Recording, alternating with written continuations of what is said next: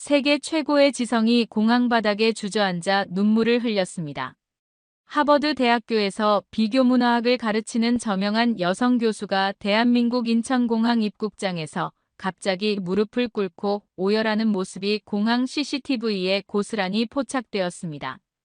이 충격적인 장면은 미국 학계는 물론 전 세계 언론의 주목을 받았습니다. 평생 50여 개국을 다니며 문화를 연구해온 세계적 권위자가 한국에서 도대체 무엇을 목격한 것일까요? 그녀는 귀국 후 언론과의 인터뷰에서 단호하게 말했습니다. 한국은 지금까지 내가 배운 문명의 수준을 뛰어넘었다. 과연 인천공항에서 무슨 일이 벌어진 걸까요? 감동 소식통에서만 들을 수 있는 하버드 교수가 울 수밖에 없었던 한국의 진짜 모습, 지금 시작합니다.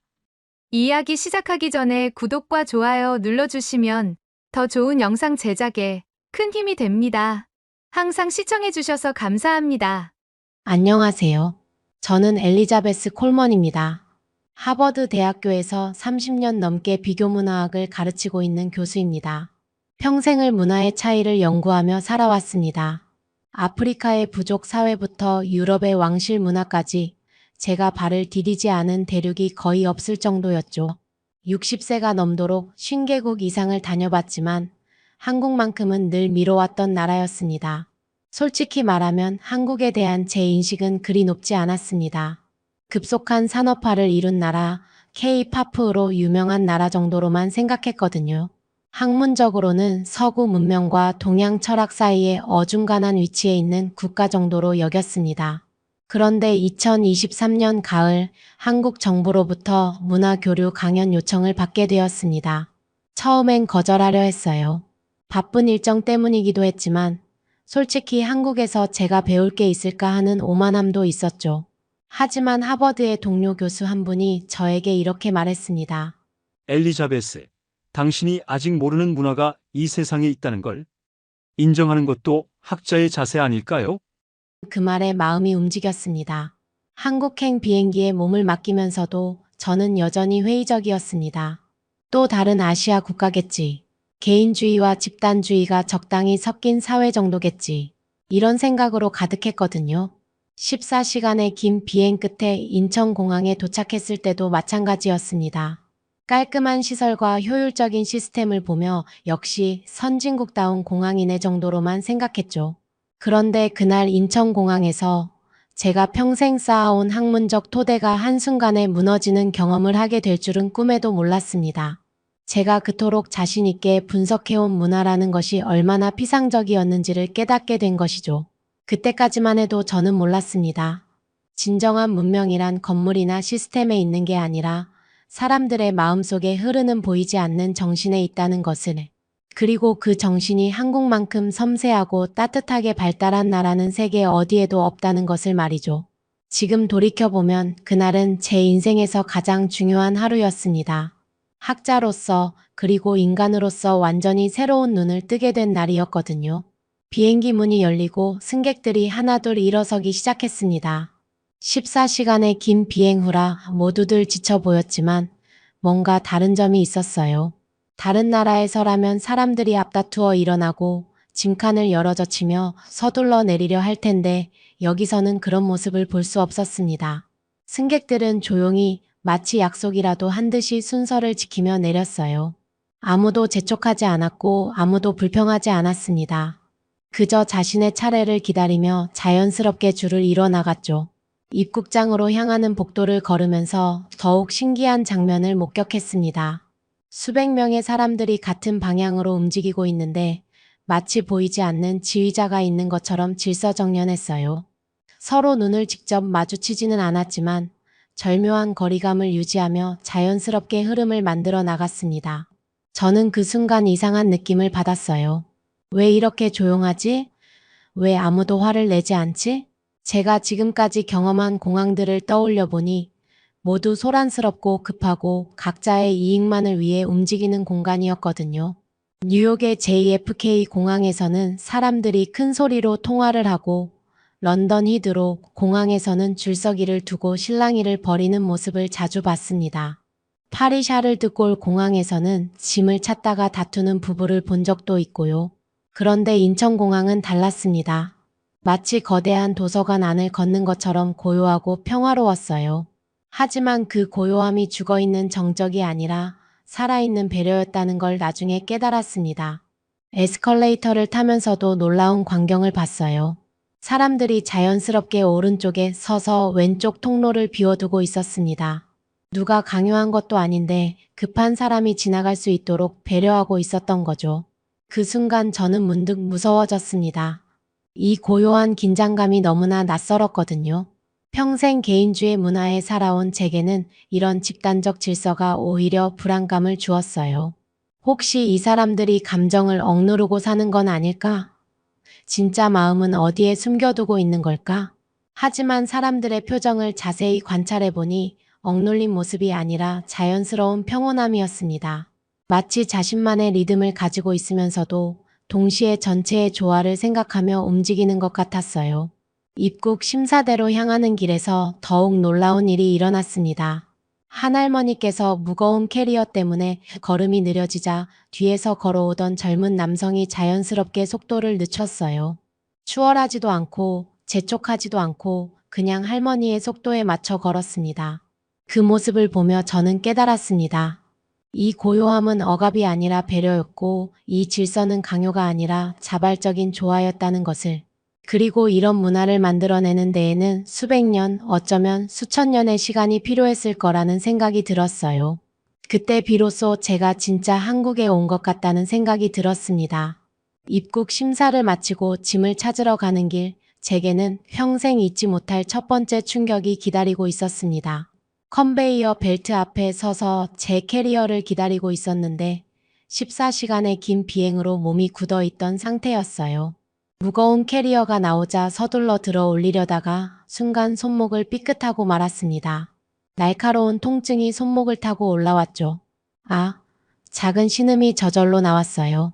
캐리어를 놓고 손목을 부여잡고 있었는데 그때였습니다. 뒤에서 조용히 지켜보고 있던 한 분이 날쌔게 다가왔어요. 공항 청소복을 입은 50대쯤 되어 보이는 남성이었습니다. 말도 눈치도 보지 않고 자연스럽게 제 캐리어를 들어 올려주시는 거예요. 저는 너무 당황해서 말을 더듬거렸습니다. 누구세요? 괜찮아요. 전 도움 요청 안 했는데요. 미국에서라면 이런 상황은 있을 수 없거든요. 모르는 사람이 갑자기 다가와 도움을 준다는 것 자체가 의심스러울 정도니까요. 그런데 그분이 웃으며 하신 말씀에 저는 더욱 놀랐습니다. 불편하실까봐요. 손목 괜찮으세요? 완벽하지는 않지만 영어로 제 안부를 물어보시는 거예요. 그 순간 저는 정말로 카메라가 어디선가 저를 찍고 있는 건 아닌지 두리번거렸습니다. 혹시 몰래카메라 프로그램인가? 아니면 공항에서 외국인 대상으로 하는 특별한 서비스인가? 하지만 주변을 둘러봐도 카메라는 보이지 않았고 다른 사람들은 평상시처럼 자신의 일을 하고 있었어요. 그분 역시 특별한 기색 없이 자연스러웠습니다. 정말 괜찮으세요? 의무실에 가보시는 게 어때요? 그분은 제가 고개를 저으며 괜찮다고 하자 제 캐리어를 출구 쪽으로 밀어주시면서 조심스럽게 말씀하셨어요. 천천히 가세요. 무리하지 마시고요. 그리고는 정말 자연스럽게 자리를 떠나셨습니다. 감사 인사를 제대로 할 틈도 없이 말이에요. 저는 그 자리에서 한참을 멍하니 서 있었습니다. 도대체 이게 뭘까? 이 사람은 왜 저를 도와준 거지? 저는 외국인이고 이 사람과는 아무 상관도 없는데? 미국에서라면 이런 일은 절대 일어나지 않습니다. 물론 도움을 요청하면 도와주는 사람들은 있어요. 하지만 요청하지도 않았는데 먼저 나서서 도와주는 경우는 거의 없죠. 특히 업무 시간 중인 직원이 자신의 일을 잠시 멈추고 모르는 외국인을 도와준다는 것은 상상하기 어려운 일이었어요. 그때 저는 깨달았습니다. 이건 단순한 친절이 아니었다는 것을. 이분은 도움이 아니라 책임처럼 행동하고 계신 거였어요. 마치 제가 이곳에 온 손님이고 손님이 불편해하면 안 된다는 마음으로 행동하시는 것 같았습니다. 그런데 더 놀라운 건 이런 일이 그분 한 명에게만 국한되지 않았다는 거예요. 출구로 나가는 동안 비슷한 장면들을 여러 번 목격했거든요. 캐리어가 무거워 보이는 할머니를 도와주는 젊은 남성, 아이가 우는 소리에 자연스럽게 장난감을 꺼내 보여주는 여성 직원, 길을 헤매는 외국인에게 먼저 다가가 도움을 주는 안내원. 모든 것이 자연스럽고 모든 것이 진심 어린 것처럼 보였어요. 마치 이곳 사람들에게는 이런 행동이 너무나 당연한 일인 것처럼 말이죠. 그 순간 저는 제 평생의 연구가 얼마나 피상적이었는지를 깨달았습니다. 문화를 이론으로만 공부했지, 실제로 사람들이 어떤 마음으로 살아가는지는 몰랐던 거예요. 청소 직원분의 도움을 받고 나서 저는 마음이 복잡해진 채 출구를 향해 걸었습니다. 아직도 그분의 자연스러운 친절이 믿어지지 않았거든요. 공항 면세점 구경도 할 겸 캐리어를 끌고 천천히 걸어가고 있었어요. 그런데 화장실을 들르게 되었고 캐리어와 함께 가져온 작은 가방을 화장실 앞 벤치에 잠시 놓아두었습니다. 용무를 마치고 나와서 가방을 챙겨 다시 걸었는데 5분 정도 지났을까요? 갑자기 뒤에서 누군가 저를 부르는 소리가 들렸어요. Excuse me, ma'am. 처음에는 저를 부르는 줄 몰랐습니다. 하지만 목소리가 점점 가까워지더니 마침내 한 젊은 남성이 땀을 뻘뻘 흘리며 제 앞에 나타났어요. 공항 직원 유니폼을 입은 20대 후반쯤 되어 보이는 분이었습니다. Ma'am, your passport. I ran the whole terminal to find you. 그분 손에는 제 여권이 들려 있었어요. 순간 저는 가슴이 내려앉았습니다. 여권을 언제 떨어뜨렸는지도 모르고 있었거든요. 아마 화장실에 들를 때 가방에서 떨어진 것 같았어요. Oh my God, thank you so much. But how did you? 제가 말을 채 잊지도 못했는데 그분이 숨을 고르며 설명해 주셨어요. 제가 화장실 근처를 청소하다가 바닥에서 이걸 발견했어요. CCTV로 확인해 보니 외국인 여성분이 떨어뜨리신 것 같아서 급하게 찾아다녔습니다. 여권 없으면 큰일 나잖아요. 저는 그 순간 정말 얼어붙은 듯 말이 나오지 않았습니다. 이 젊은 직원은 자신의 업무를 중단하고 터미널 전체를 뛰어다니며 저를 찾아다닌 거였어요. 모르는 외국인을 위해서 말이에요. 정말 감사합니다. 어떻게 보답을? 괜찮아요. 당연한 일이에요. 여행 잘하시고 한국 좋은 추억 많이 만드세요. 그분은 환하게 웃으며 그렇게 말하고는 다시 자신의 업무로 돌아가셨어요. 팁을 주려고 했지만 손사래를 치시더라고요. 저는 그 자리에서 한참 동안 움직일 수가 없었습니다. 가슴이 벅차올랐어요. 이게 정말 현실인가 싶었습니다. 미국에서 여권을 분실한다면 어떨까요? 아마 경찰서에 신고하고 영사관에 연락하고 복잡한 절차를 거쳐야 할 거예요. 누군가 주워줄 거라는 기대는 애초에 하지도 않죠. 운 좋게 누군가 발견한다 해도 경찰서나 분실물 센터에 맡겨놓고 끝일 텐데. 그런데 여기서는 한 명의 직원이 자신의 시간과 노력을 들여 직접 찾아다녀 준 거예요. 그것도 아무런 대가를 바라지 않고 말이에요. 그때 저는 깨달았습니다. 이분들에게는 책임감이라는 게 단순히 자신의 업무에만 국한되지 않는다는 것을. 이곳을 방문한 모든 사람들이 불편함 없이 좋은 기억을 가지고 갈 수 있도록 하는 것까지가 자신의 책임이라고 생각하고 계신 거였어요. 그리고 이런 마음가짐이 한두 사람의 특별함이 아니라 이곳 전체의 문화라는 것을 점점 느끼게 되었습니다. 여권을 되찾고 출구로 향하면서 저는 계속해서 주변을 관찰했어요. 그리고 놀라운 것들을 더 많이 발견했습니다. 길을 잃고 헤매는 외국인에게 먼저 다가가 도움을 주는 안내원, 무거운 짐 때문에 힘들어하는 할아버지의 캐리어를 들어주는 젊은이, 아이가 울고 있으면 자연스럽게 관심을 가져주는 주변 승객들. 모든 것이 자연스럽고 모든 것이 진심 어린 것처럼 보였어요. 이런 배려가 특별한 서비스가 아니라 일상적인 문화라는 게 믿어지지 않았습니다. 그 순간 저는 한국이라는 나라에 대해 완전히 새로운 관점을 갖게 되었어요. 여권을 되찾은 후 저는 한국에 머무는 일주일 동안 인천공항을 드나들며 더욱 놀라운 것들을 발견하게 되었습니다. 처음에는 단순한 친절이라고 생각했던 것들이 사실은 훨씬 깊고 정교한 문화적 체계였다는 것을 깨달았거든요. 공항 곳곳에서 목격한 것들을 하나씩 떠올려 보니 모두가 말 없는 배려와 타인의 감정을 먼저 읽는 문화로 이어져 있었습니다. 엘리베이터 앞에서 벌어진 일이 대표적이었어요. 여러 명이 기다리고 있는 상황에서 엘리베이터가 도착하면 누군가 먼저 타려고 서두르는 게 아니라 서로 먼저 타라고 양보하는 모습을 봤어요. 먼저 가세요. 아니에요. 어르신이 먼저 가세요. 이런 대화가 자연스럽게 오가면서 질서가 만들어졌습니다. 처음에는 이런 모습이 시간 낭비처럼 보였어요. 효율성을 중시하는 미국 문화에 익숙한 저로서는 이해하기 어려웠거든요. 하지만 며칠 지켜보니 이런 양보가 오히려 전체적인 흐름을 더 부드럽게 만든다는 것을 알게 되었습니다. 아이가 우는 상황에서도 마찬가지였어요.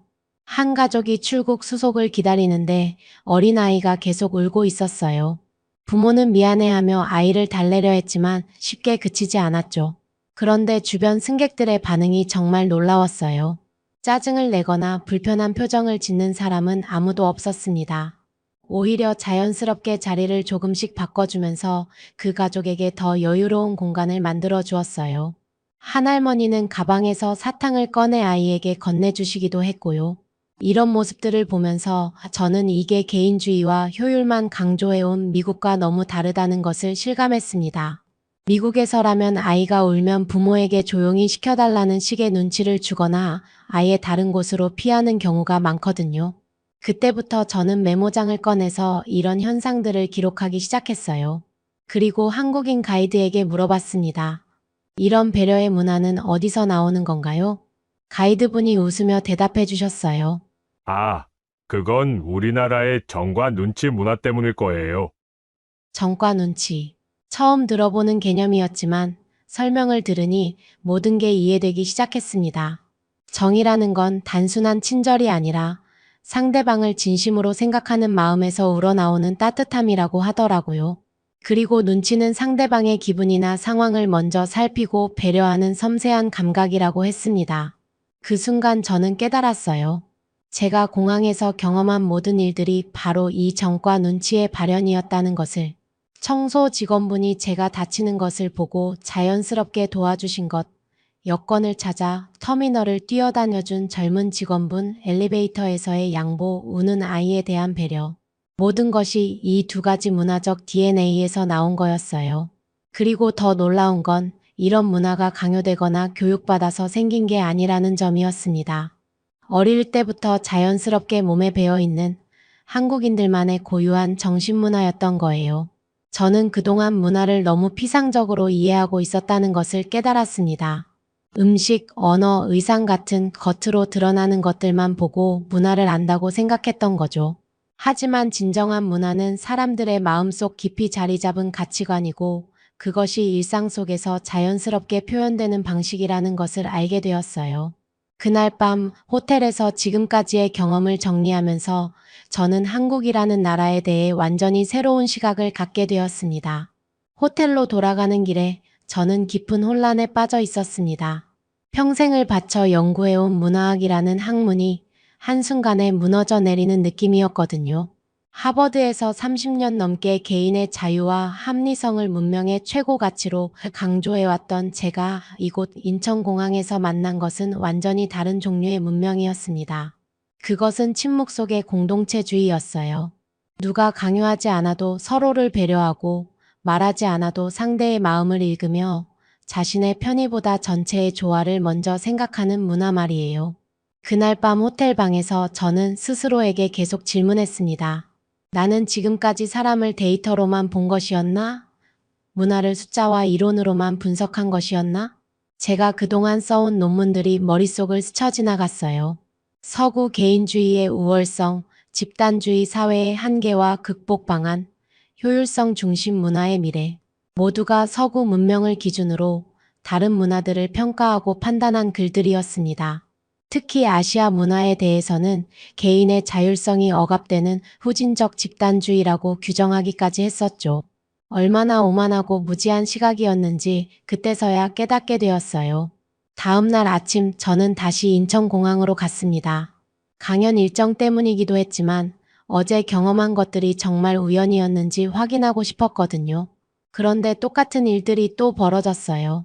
아니, 더 많은 것들을 발견하게 되었습니다.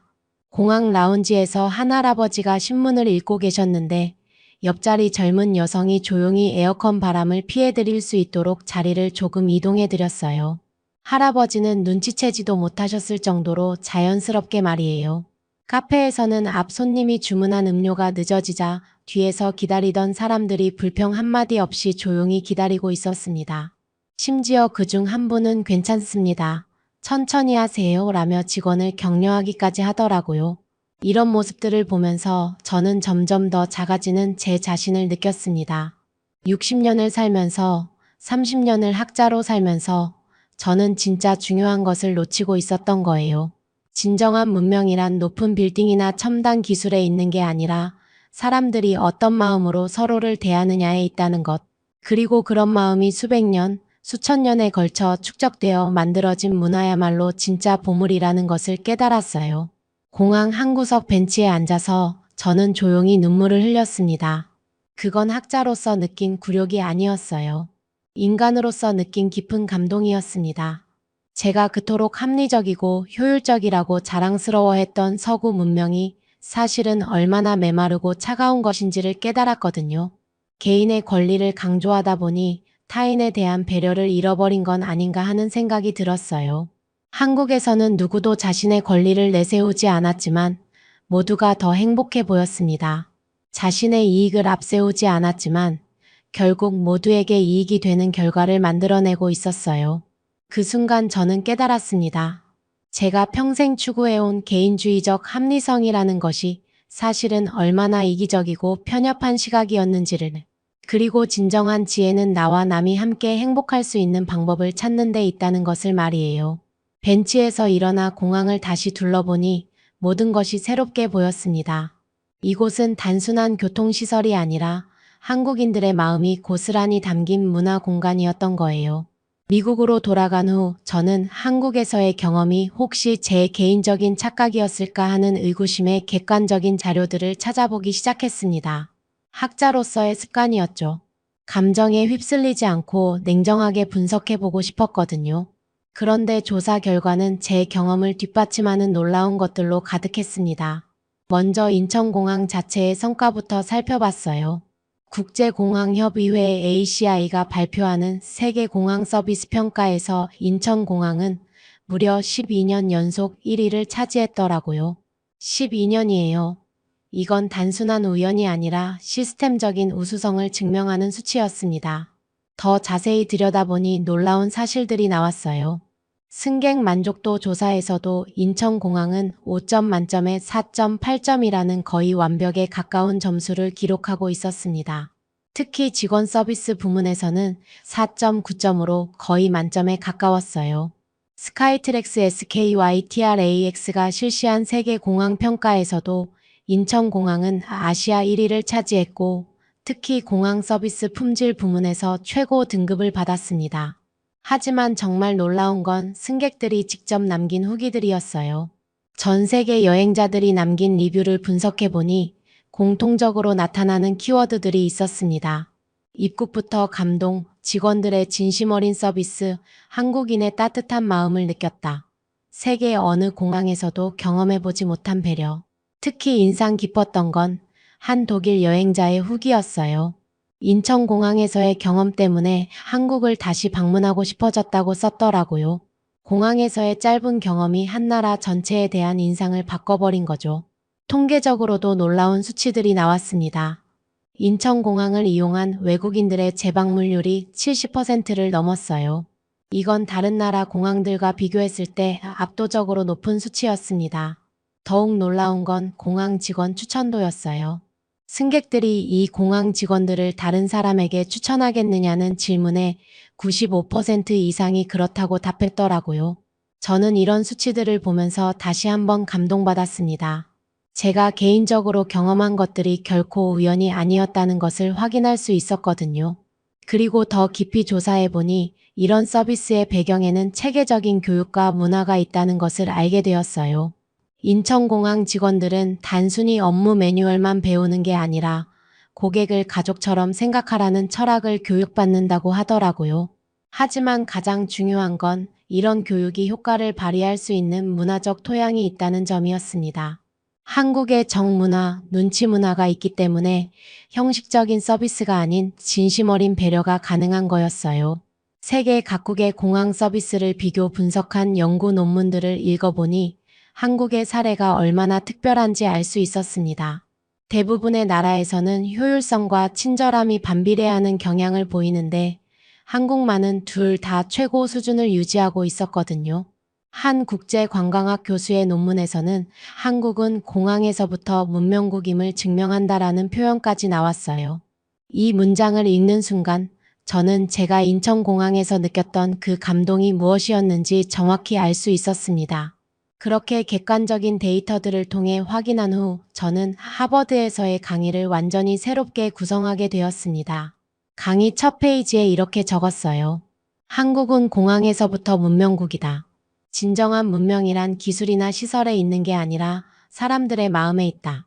하버드로 돌아와 새롭게 구성한 강의가 시작된 날 강의실은 그 어느 때보다 조용했습니다. 학생들은 물론 동료 교수들까지 제 변화를 느꼈던 것 같아요. 여러분, 오늘 저는 30년간의 제 학문적 신념을 뒤집는 이야기를 하려고 합니다.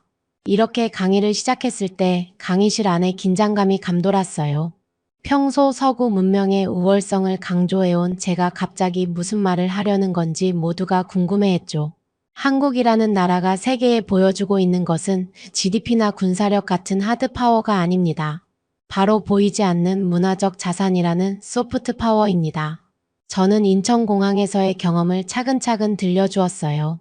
청소 직원의 자연스러운 도움, 여권을 찾아 터미널을 뛰어다닌 젊은 직원, 엘리베이터에서의 양보 문화, 우는 아이에 대한 집단적 배려. 학생들의 눈이 점점 커지는 것을 볼 수 있었습니다. 이것이 바로 한국만이 가진 서로를 위하는 마음이 시스템화된 정교한 사회 구조입니다. 이런 문화를 만드는 데는 수백 년, 수천 년의 시간이 필요합니다. 한 학생이 손을 들었어요. 교수님, 그런 집단주의적 문화가 개인의 자유를 억압하는 건 아닌가요? 그것이 바로 제가 가졌던 편견이었습니다. 저는 솔직하게 대답했어요. 한국에서 제가 본 건 자유가 억압된 사람들이 아니라 진정으로 자유로운 사람들이었습니다. 타인을 배려할 줄 아는 자유, 함께 행복해질 수 있는 자유 말이에요. 그날 강의는 평소보다 1시간이나 길어졌습니다. 질문이 끊이지 않았거든요. 그렇다면 미국도 그런 문화를 만들 수 있을까요? 쉽지 않을 겁니다. 문화는 하루아침에 만들어지는 게 아니거든요. 하지만 우리가 한국에서 배울 수 있는 건 진정한 자유란 나만의 자유가 아니라 모두의 자유라는 철학입니다. 그 강의가 끝나고 며칠 후 놀라운 일이 일어났습니다. 한 학생이 제 강의 내용을 정리해서 대학 신문에 기고했는데 그것이 소셜미디어를 통해 퍼져나가기 시작한 거예요. 하버드 교수가 발견한 한국의 진짜 힘이라는 제목의 글이었는데 순식간에 수만 번 공유되었습니다. 그리고 일주일 후 뉴욕타임즈에서 연락이 왔어요. 인터뷰를 요청하는 것이었습니다. 뉴욕타임즈와의 인터뷰에서 저는 이렇게 말했습니다. 한국은 조용히 세계를 리드하고 있습니다. 경제적 성장이나 기술 발전만으로가 아니라 인간다운 사회를 만드는 방법을 보여주면서 말이에요. 기자가 물었어요. 구체적으로 어떤 면에서 그렇다는 건가요? 세계가 개인주의와 이기주의로 점점 각박해져 가는 상황에서 한국은 함께 사는 지혜를 보여주고 있습니다. 이것이야말로 21세기 인류가 가장 필요로 하는 가치입니다. 그 인터뷰 기사가 나간 후 전 세계에서 반응이 쏟아졌습니다. 특히 유럽의 여러 대학에서 한국 문화에 대한 연구를 시작하겠다는 연락이 왔어요. 더 놀라운 건 다른 나라 공항들에서 인천공항의 서비스 철학을 배우려는 움직임이 나타났다는 것이었습니다. 싱가포르, 두바이, 암스테르담 등 세계 주요 공항들이 한국의 정문화와 눈치 문화를 자신들의 서비스에 접목시키려 노력하고 있다는 소식이 들려왔어요. 그때 저는 깨달았습니다.